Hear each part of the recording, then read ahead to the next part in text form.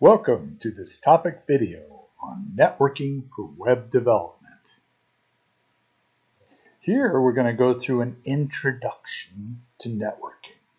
Okay, so why networking? To try and make this a little more interesting, the interactive questions that I usually ask in class we'll go through here, but in a different way. So why networking? Do you need to understand networking for front-end development? Back-end development? Front and back-end development only as a specialist. Think about your answer. What is it about the web? Oh, the web is based on networks. Hence, we need networking knowledge for both front and back-end development.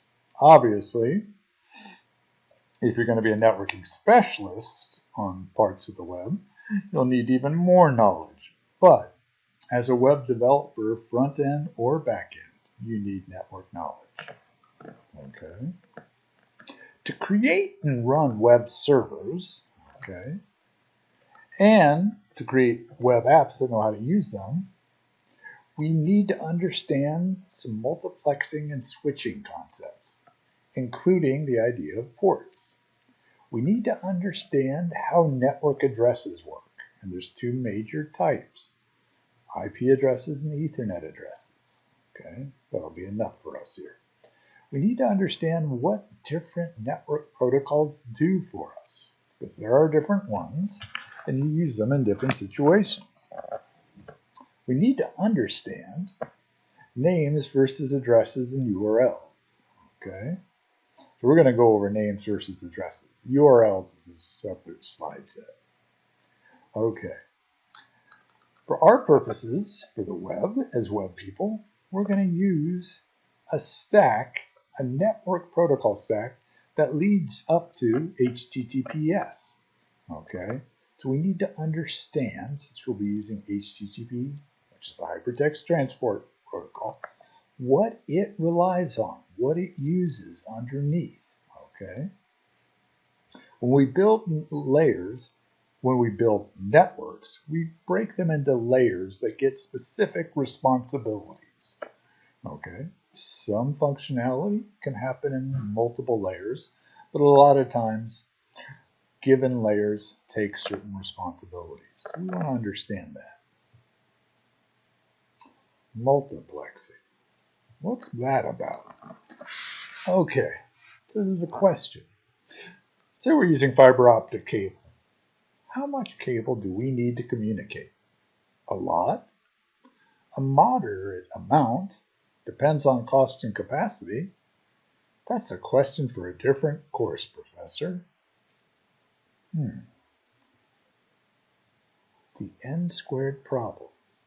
We have n computers. So how much fiber, let's say instead of computers, these could also be subnetworks or buildings in a campus. If we want them each to talk to each other, okay, we need a link between them, right?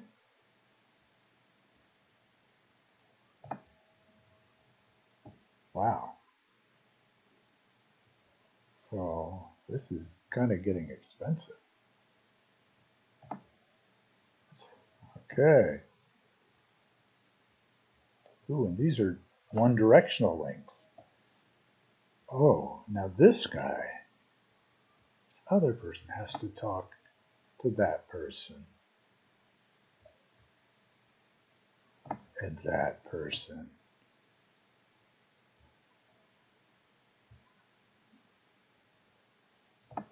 And that person. Wow. That's a lot of links. Okay? So we have n computers that we wish to have communicate. How many links do we need between those computers? Wow. We need n times n minus 1. Each computer needs to talk to n minus 1 other computers. So we need n times n minus 1 one-directional channels. Or, so in this case, we're showing, these are two directional, they don't have arrows on them. In the case of, for 7, okay, we're showing 6 times 7, 42, would be one directional channels, or 21 two directional channels. That means the amount of fiber that you need to hook up all these communicating entities, or nodes, as we say in the networking business, okay, grows as n squared. This is known as the n squared problem. Okay, how do we get around this? Solution: share the channels. Fiber optic links have huge capacity. So generally, we can get from node 2 here to node 5 by passing through these other nodes, if there's enough capacity on these fibers, or these links. Fiber optics have huge capacity. What's expensive is digging and laying the fiber. Okay, so back to that question. Do we need a mod or not? It really depends on cost and capacity. We have a lot of capacity, and what we want to do is minimize the amount of stuff we're going to dig up. And yes, this is a question for a different course. This is a network design question, okay, that you cover in, this is kind of an advanced situation. How do you lay out the fiber, and where do you put it? Okay. So, what do we need to share channels? What do you think we need if we want to share channels?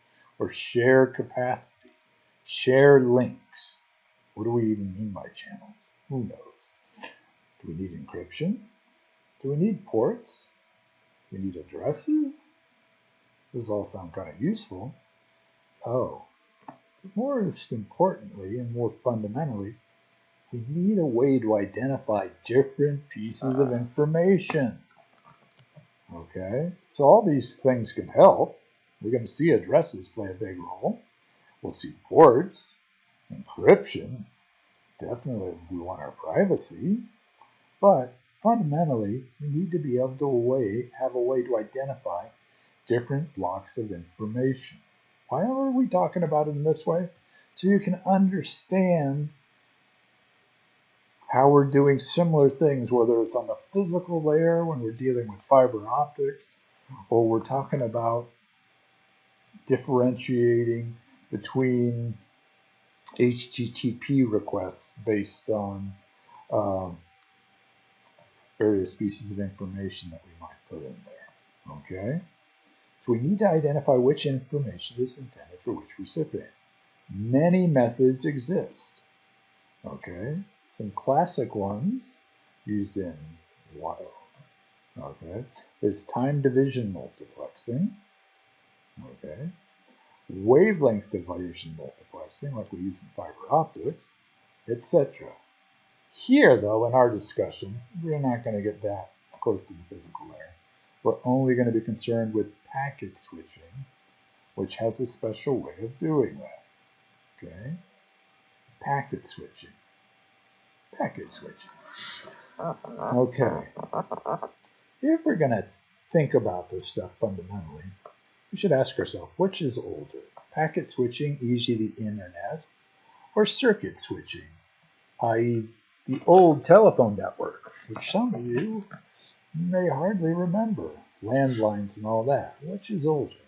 Packet switching? Circuit switching? It depends what you mean by packet switching. How should I know? Because we know phones were around over 100 years ago, and the internet isn't 100 years old. How should I know? Of course, it's a trick question. The concepts behind packet switching, like the internet, are widely applicable. Okay? They come from a long list of places. Okay? Classical snail mail, letters, envelopes with addresses and stamps on them, etc., use packet switching concepts, or packet switching concepts come from them. Overnight delivery services, package delivery service, container shipping. Yes, container shipping. Okay, so what is it? Packet switching. Every packet is a distinct unit of information. It's a physical box. It's a letter. It's a package. Every packet is associated with a destination and a return address or identifier of some type. Okay? Additional information may be associated with the packet to help it get to where it's going or to achieve some type of service or specific functionality. Okay? So we're looking at this very broadly. Why? Because we're going to see different types of packets, and we're going to work with different things. Okay? We're going to make up some of our own, perhaps, if we're doing our own type of communications on top of the web. Okay? So let's look at container shipping. In container shipping, okay, these are the containers. Oh, when you come into port and you go to these huge cranes, that's like a switch. Takes it off one boat, puts it on another, puts it on a rail line, puts it on a truck. Okay? A link looks like a ship that's traveling on a route, on a trade route, sea lanes as they call them. Okay? So these concepts are very general. Okay? Let's get to specifics. Okay, let's start with our first layer that we're going to talk about. Okay, Ethernet. Are you currently using Ethernet? Right now? At home? You never touch the stuff? How should I know? Okay, you're not a networking professional yet. Okay, so how should you know? Another name for Ethernet, especially the wireless form of it, is Wi-Fi. So if you're at home and you're on your laptop and you're linked up to your local router, you're definitely using Ethernet. Okay. Right now, maybe, maybe not, but getting a video data over a cell phone service could be more expensive.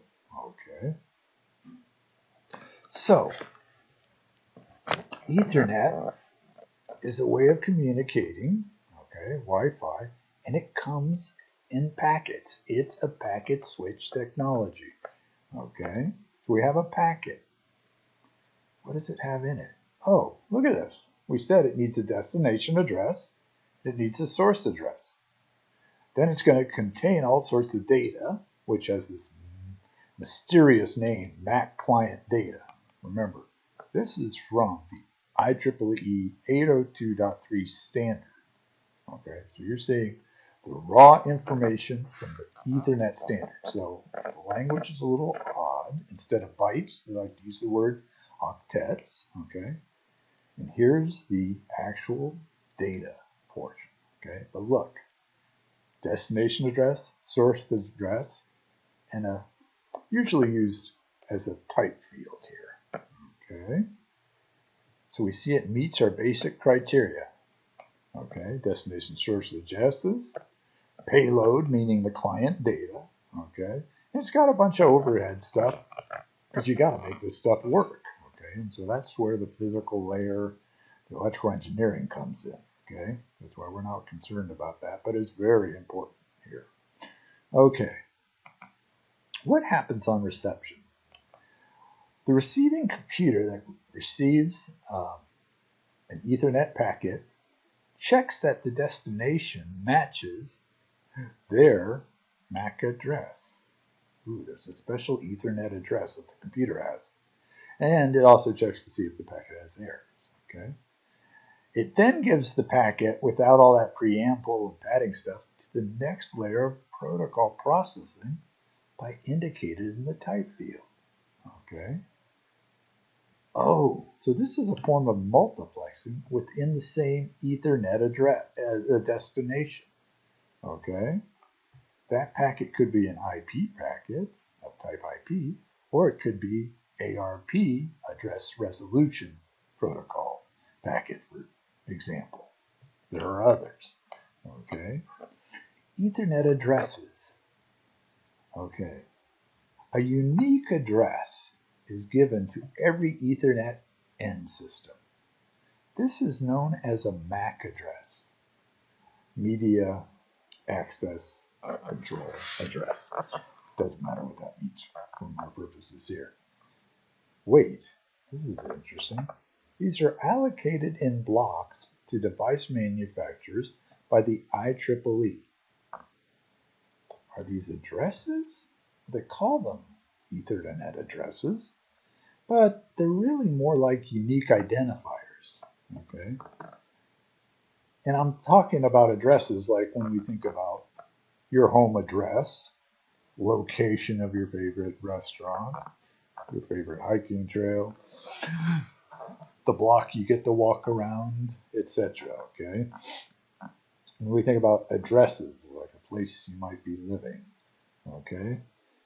These are kind of given out. These are like serial numbers or something, okay? Because they're given to device manufacturers by the IEEE, okay? Why do I say that? Because they don't know where you live, okay? From Wikipedia, what do these things look like? They are 6 bytes long, okay?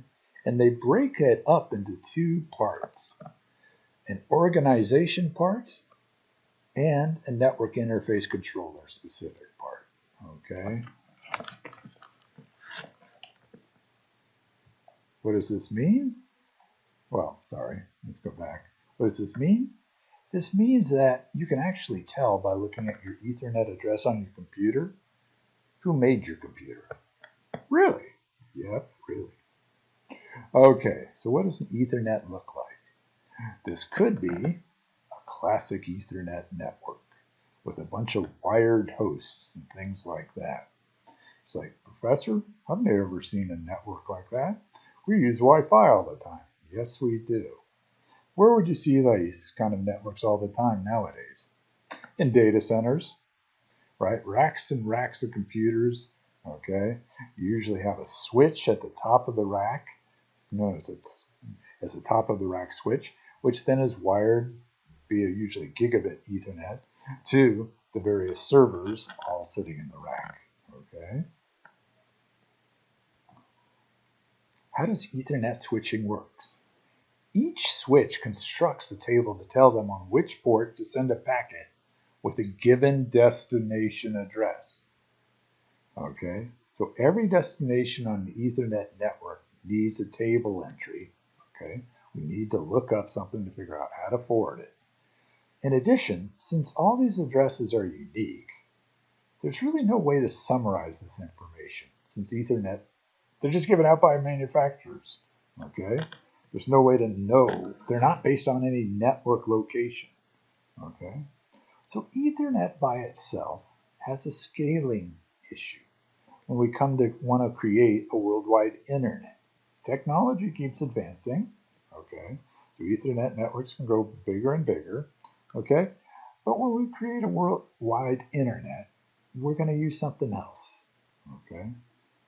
In addition, there are other link layer technologies besides Ethernet, okay? Like cellular technologies. We're going to use the Internet Protocol to unite separate Ethernet networks and other types of networks. Network layer. The network layer. Why do they call it the network layer? Because it's going to bring together everything into a network. Cell phones and IP. Does your cell phone use IP? Only when I'm talking? Only when I'm surfing the web? Depends on the app. How should I know? I didn't make this stuff. How would I know? Well, first of all, if you're surfing the web, you know you have to be using IP at some point. When you're talking, could be using IP, or it could be directly using the phone system via the wireless system. Okay, So in that sense, I would say it depends on the app you are using. Standards and technologies change. There has been a push to put everything on IP. Okay, but I'm not sure when you're talking if that might still be using a separate protocol. There are two flavors of what's known as the Internet Protocol. And this is really where things come together. What does inter mean here? It means a network composed of networks. Internet protocol, the IP protocol, was there to glue together various sub-networks that could have used different technologies, like Ethernet and other things. There are currently two flavors of Internet protocol in use, IPv4 and IPv6. Don't ask me about IP123 or 5. I don't know. IPv6 is a newer version. However, IPv4 is still widely used, and it's somewhat simpler to work with. I mean, it's simpler to understand, but it's also simpler to work with. So we're going to be using IPv4 in all our web development work and setting up our example servers. Okay, sounds good. IPv4 packet. What is this? It's got a source address and a destination address. I thought we already had Ethernet addresses. Yes, we do. Are you telling me that you're going to put an IP packet and an Ethernet packet? Yeah. Then we're going to have redundant addresses. Not quite. Remember, we had that little issue with IP addresses. But let's look at this. Does this meet our packet switching requirements? Source address, destination address. Okay. And data. And of course, it's got options and all sorts of stuff to make the thing work. Okay. That's what the network folks get to do. Okay. So notice it's got, let's just notice that source address, destination, it's got a protocol field in it. Okay. That's going to give us some multiplexing. Okay. And it's got various other important fields that save yourself. You'll get to learn that in a real networking class. Okay. So who's the packet for? The destination address. Who at the destination? This is where the protocol field comes in. Okay. So when this hits your computer, okay, it's processed by the network stack, but then you may have to hand it over to different parts of that stack for different purposes. Two widely used protocols that are run on top of IP that protocol field points to is TCP, or the Transmission Control Protocol. We'll learn about that in a sec, don't worry. And the User Data Brand Protocol. Okay, so that's what that protocol field is going to tell us about. Professor, yes. We still have these redundant addresses. Yeah, let's talk about that. What are the differences between those IP addresses and the Ethernet addresses?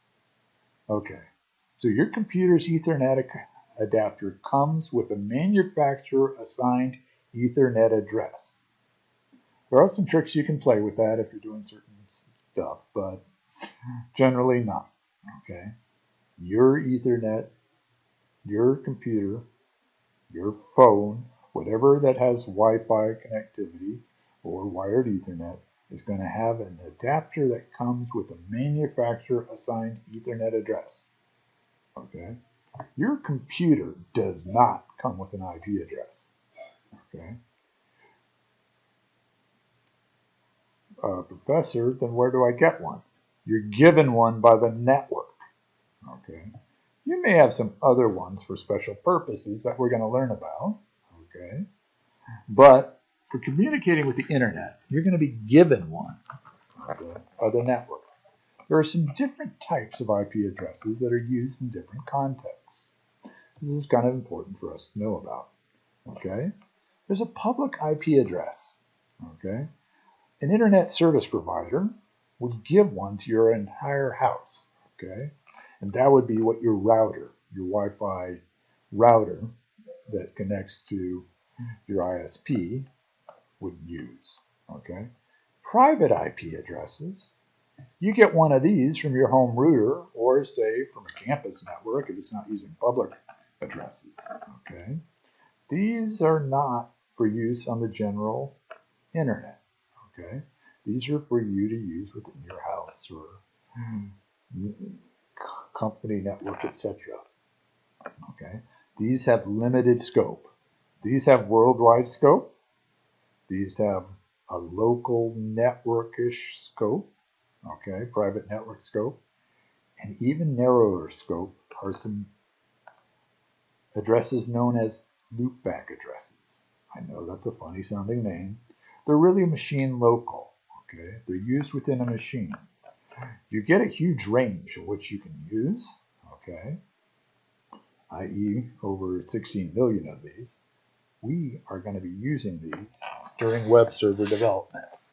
And also when we run development bundlers for our front-end apps, because they use actually a development web server.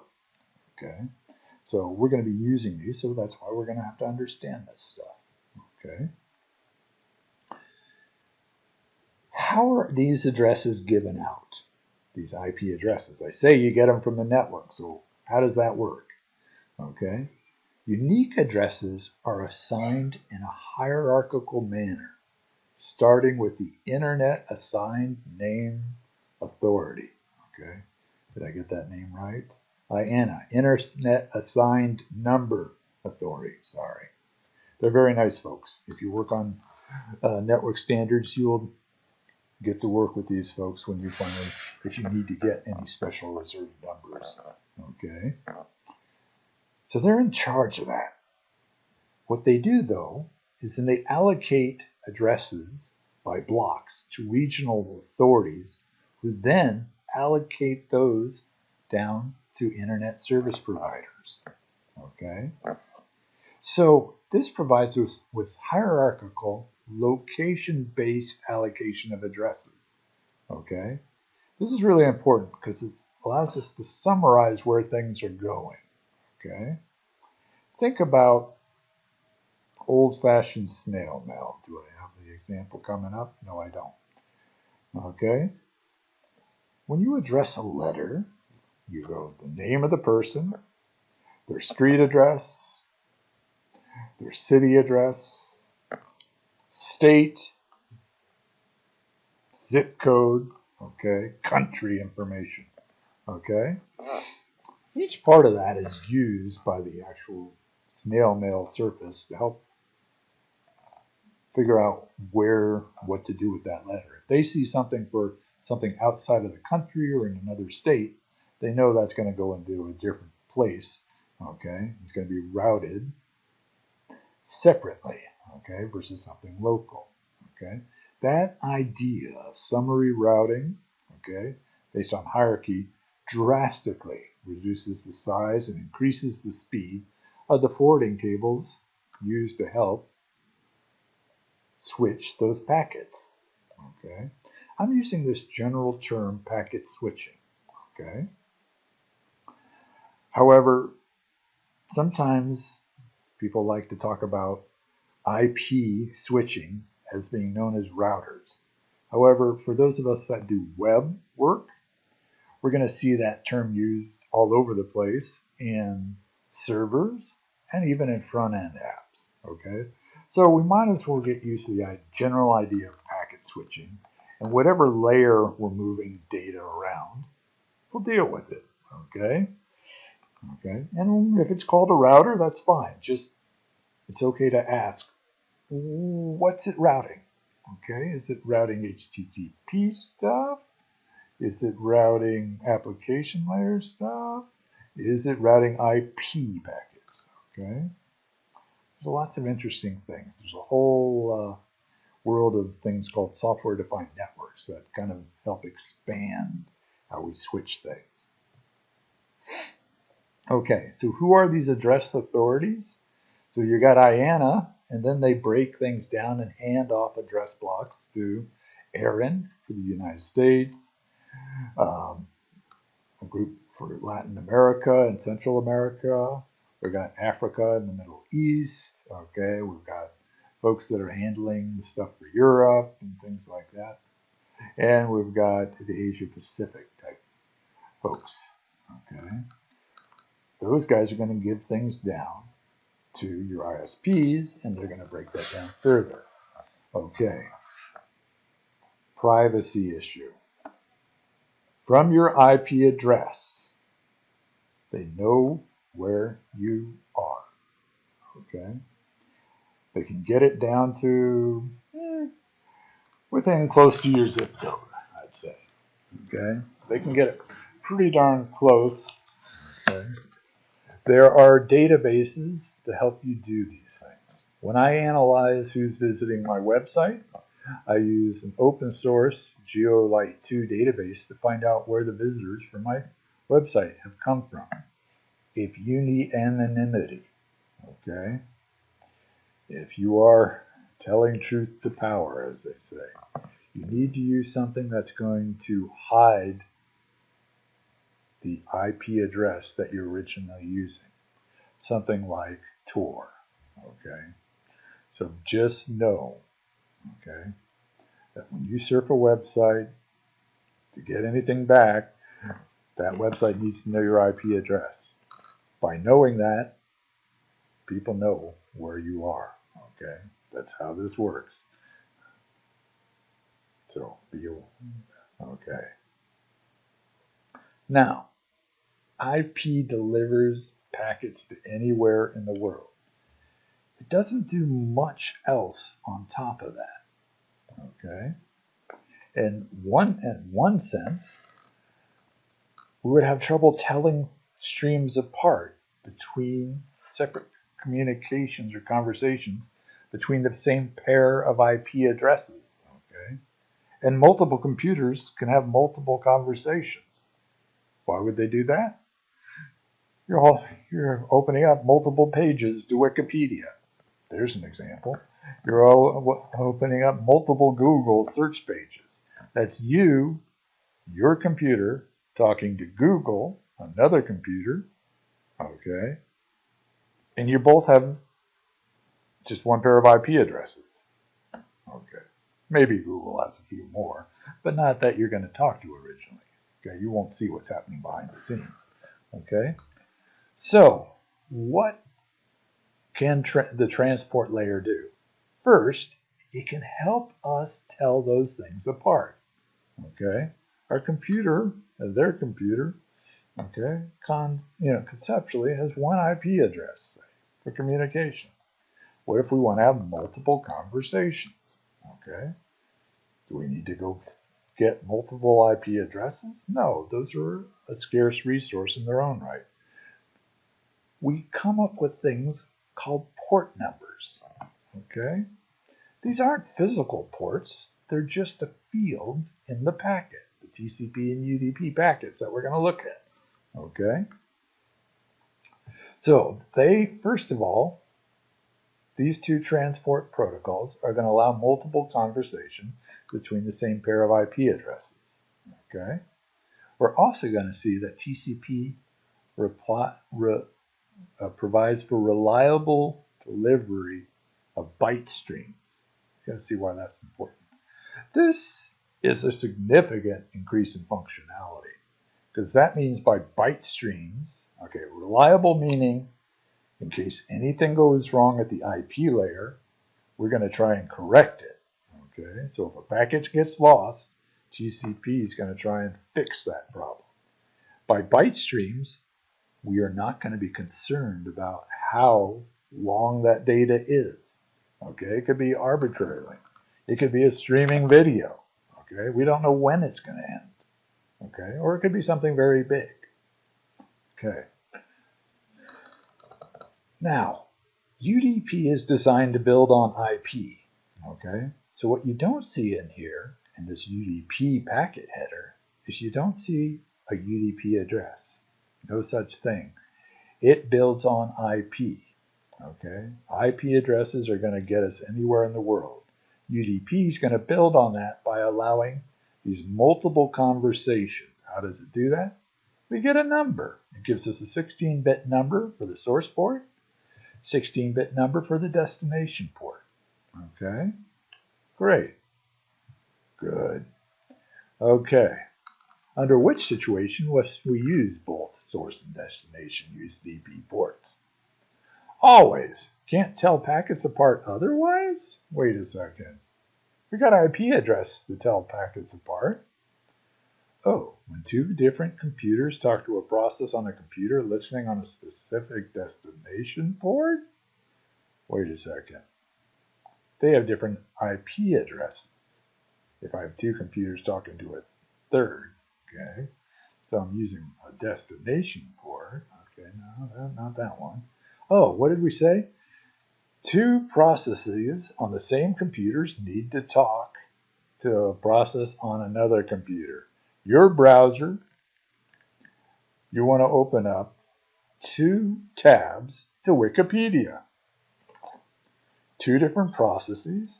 Yeah, actually, did you know that? Each of your most browsers use a multi-process model.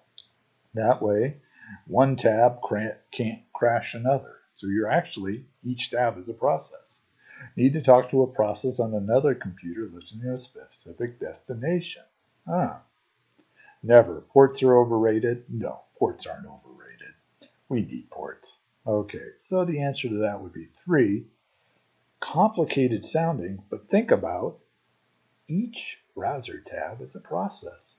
What if they're both talking to the same computer on the other side? Okay, what other things do we have going on? Oh my gosh, there's a limit on packet sizes? Oh yeah, that physical layer stuff, the Wi-Fi, really puts a big limit on things, okay? The most bytes you can put in a Wi-Fi packet are 2304, okay? Approximately. That doesn't sound very approximate, but think about it. 2 kbytes? Seriously? That doesn't make sense. Does it? How can you send an image then? Right? Images are in megs, or can be. Even a compressed image like we warned you to do could be 40K or 200K bytes, okay? Which is much greater than the maximum transport unit. How can you send it? Well, some people would say don't. Images aren't really necessary in this day and age. People should get back to just reading and writing good prose. You'll just send as much as will fit in the MTU and it'll look okay. Things will work out. I don't think so. Okay, break it into smaller pieces for transmission and reassemble at the other side. You think? I think. But that's going to take some effort. So if you choose to break an image into smaller pieces, how should you handle a lost piece? Don't worry about it. It'll just be maybe a little thing. Oh, send every piece twice to make sure it gets there. Give each piece a number and have the receiver acknowledge it got that piece, otherwise resend, or errors never occur in packet networks since they're digital. Would you believe almost all of these are correct except 4? It depends on how you're breaking that image up and how the image is coded. Okay. Usually we have to worry about it. There are forms of coding that can help deal with losses. Okay. But images, sometimes if you lose a critical packet piece out of it, it can make the whole thing unreadable. Okay, the file can't be processed. Okay, otherwise you'll get artifacts. Okay, we've seen what it looks like when a digital television stops receiving stuff completely, and you get weird little things happening. Sending every piece twice to make sure it gets there. There are techniques like this. Some as crude as this, others are very advanced, and that's known as Network coding or error corrector codes. Okay, that's for networking class and for a communications, electrical engineering communications class. Okay, what TCP will do is give each piece, it'll break it into pieces that'll fit into that maximum transfer unit, give each piece a number, and have the receiver acknowledge that it got the piece. Okay, and if it doesn't hear back, it will send it again until the receiver says, I got it. Okay? Simple in principle. Making sure the protocols get all this right in every edge condition and every failure condition is what makes these networking protocols challenging, and when they've got good implementations, we don't mess with them. Okay, so what does a TCP packet header look like? It's got the ports, okay, and we saw what those are for. So multiple conversations can go on to a computer, okay. Source port and destination port. Oh, we number the pieces. That's what the sequence number here is. This tiny little thing that's a sequence number.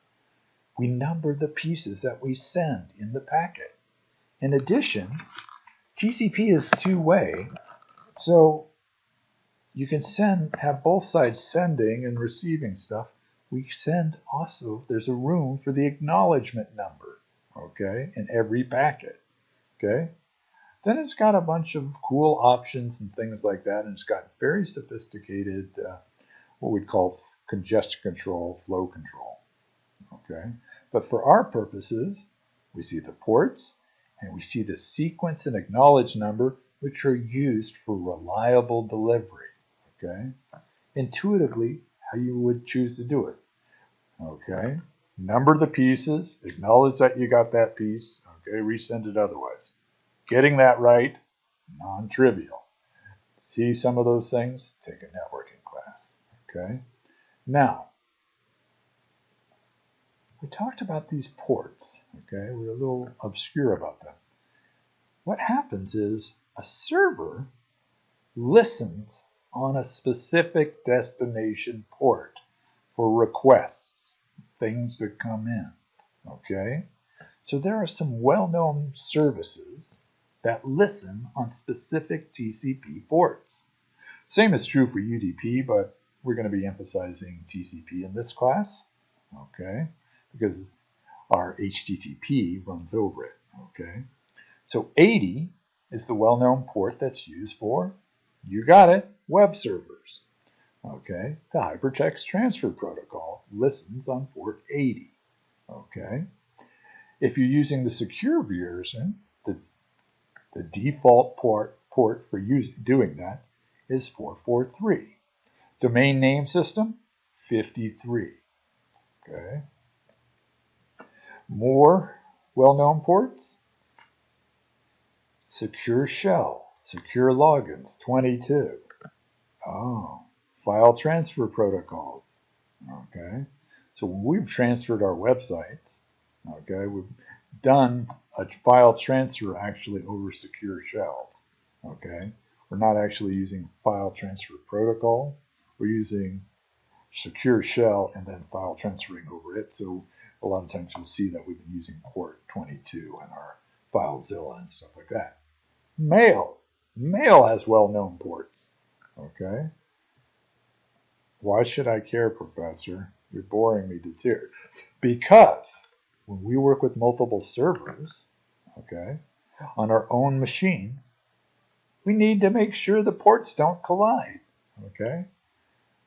When we do development servers, we're going to be using non-standard ports all the time. Okay. We'll see in our URLs how we specify that in our browser. Okay. Other types of services like database servers, Redis, okay, are accessed via non-standard ports. There are more non-standard ports in use than standard ports in use, meaning non-standard ports that we can just choose. Okay, theoretically, any port above 1023, and there's 65,000 of these things, okay, because we get 16 bits, is available for us to use. Okay.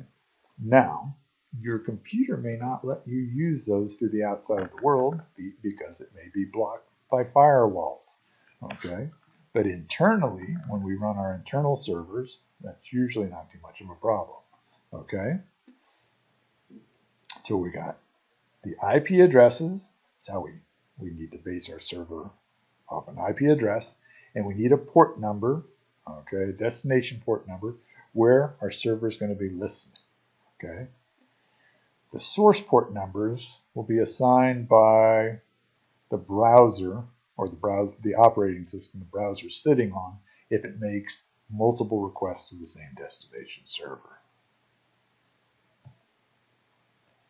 Now, we've got Ethernet addresses, which are identifiers, not unique identifiers, not really locations. We've got IP addresses that do reflect some location information. They are hierarchical.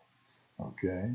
Somebody knows where you are roughly from your IP address. This is not GPS-like level accuracy. We're talking about probably within the city, depending on, okay? Well, people don't like to work with addresses, okay? We can always work with IP addresses for all our work. People don't, okay? People like to work with names, okay? The domain name service, DNS, okay, is used to resolve names like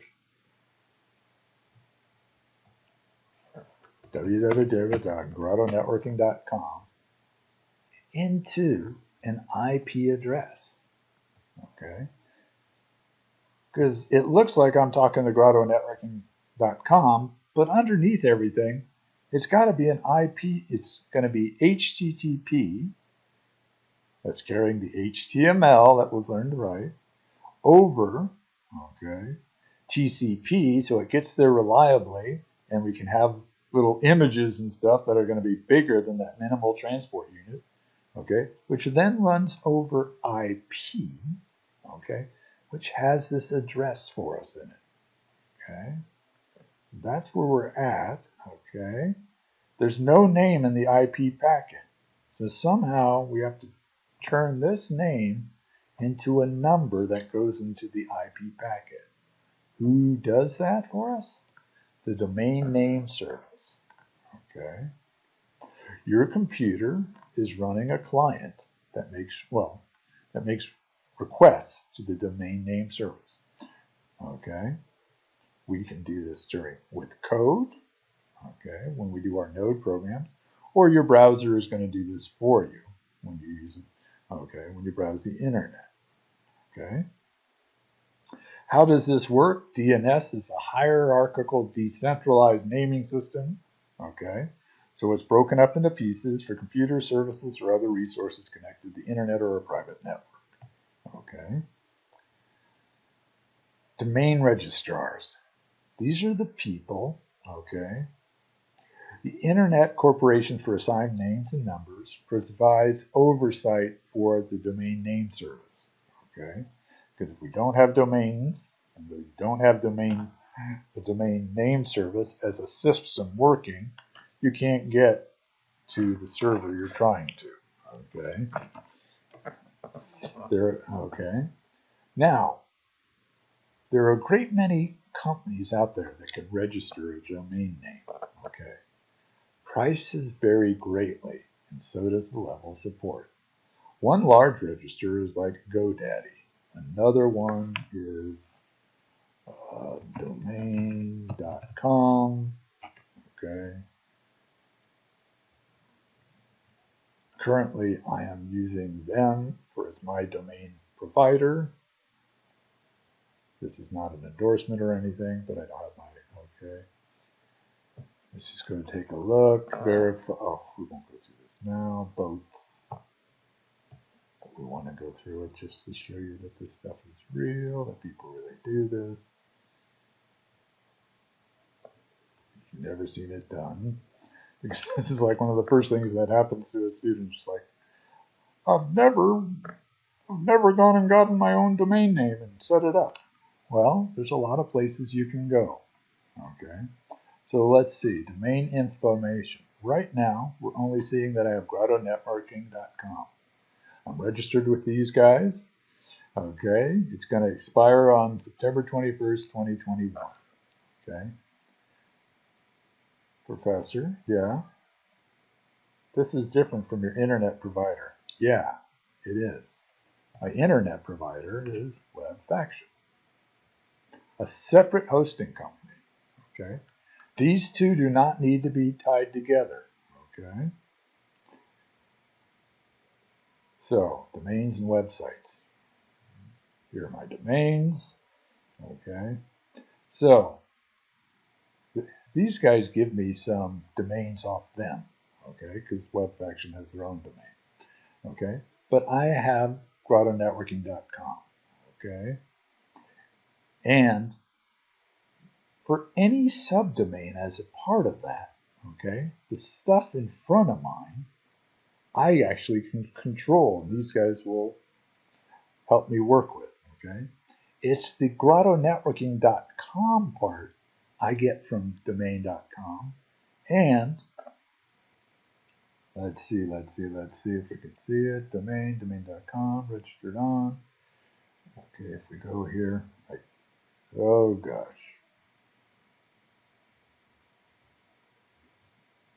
Oh, we don't need to see that anyhow. Okay, expires on, we don't need nets. Okay, here we're at DNS and name servers. Okay, so grottonetworking.com, okay, gets pointed then to my host's web servers, name servers.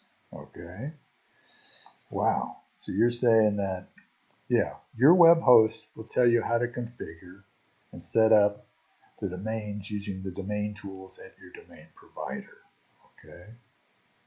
Now, what do I pay for a domain? I don't know, $15 a year. They'll give me a discount for longer. Okay. So be careful out there. Try it. Okay. There's a lot of places, and then people sometimes have had questionable. I mean, do they support you? Do they help you get going? And if you want to transfer, do they play games with you? Okay. So, for example, I think I went and looked at one place back when I was teaching a course named CS 3520. I could go and get for $11 if I ordered a bunch, $15 to start. Okay, go get a domain. Okay, that domain I point, like I said before, we point to our host computer. Okay, and so that when people type in